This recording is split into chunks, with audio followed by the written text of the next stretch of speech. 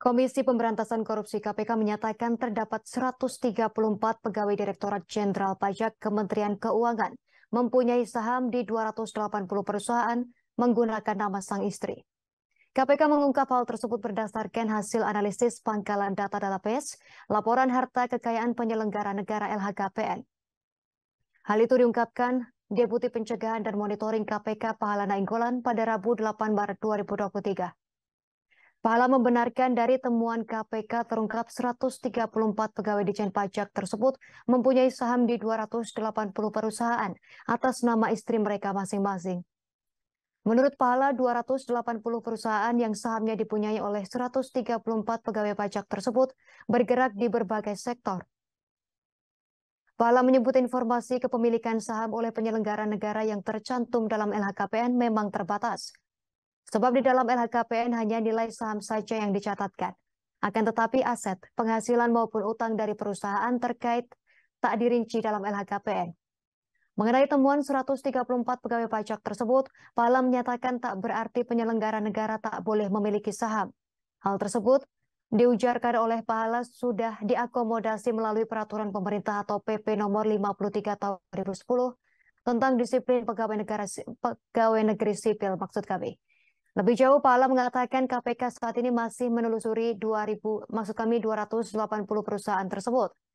Mereka juga akan melaporkan temuan itu kepada Kemenko. Harta pejabat di Kemenko menjadi sorotan setelah mantan pejabat Ditjen Pajak Rafael Aluntri Sambodo diduga mempunyai jumlah kekayaan tak wajar. Harta tak wajar Rafael terkuak setelah putranya Mario Dendi Satrio menganiaya D yang merupakan anak pengurus GP Ansor. Rafael yang merupakan pejabat eselon 3 di Ditjen Pajak tercatat memiliki harta kekayaan mencapai 56 miliar rupiah di dalam LHKPN.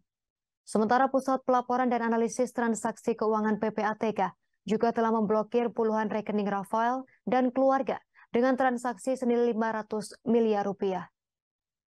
Rekening yang diblokir ini terdiri dari rekening pribadi Rafael, keluarga Rafael termasuk putranya Mario Dendi Satrio dan perusahaan atau badan hukum serta konsultan pajak yang diduga terkait dengan Rafael.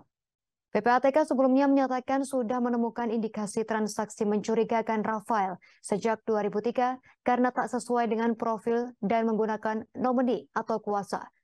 PPATK juga mendapat informasi dari masyarakat mengenai konsultan pajak terkait Rafael melarikan diri ke luar negeri.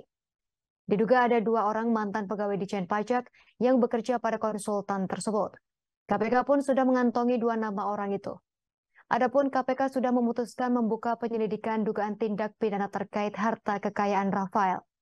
Dalam proses ini, KPK akan mencari bukti permulaan dugaan tindak pidana korupsi. Di sisi lain, Kementerian Keuangan memutuskan memecat Rafael Aluntri Sambodo setelah melakukan audit. Menteri Keuangan Sri Mulyani pun dilaporkan menyetujui pemecatan Rafael tersebut.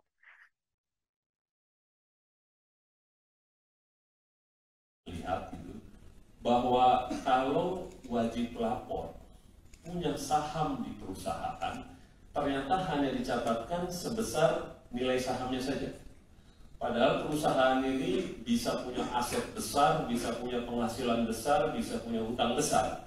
Itu tidak tercatat di LHKPN. Oleh karena itu, kita lakukan pendalaman terhadap data yang kita punya. Tercatat bahwa 134 pegawai pajak itu ternyata punya saham di 280 perusahaan. Jadi itu kita lihat bahwa sebenarnya bukannya nggak boleh, karena PP 30 tahun 80 dulu memang melarang. Tapi PP 53 tahun 2010 jadi tidak jelas. Disebut bahwa tidak tegas dilarang, tapi dia bilang gini, harus yang beretika, tidak berhubungan dengan pekerjaan. Nah, khusus data ini kita dalami 280 perusahaan ini yang beresiko kalau perusahaannya konsultan pajak. Nah, gitu ya, pekerjaan saya pegawai pajak, tapi saya punya saham di konsultan pajak misalnya.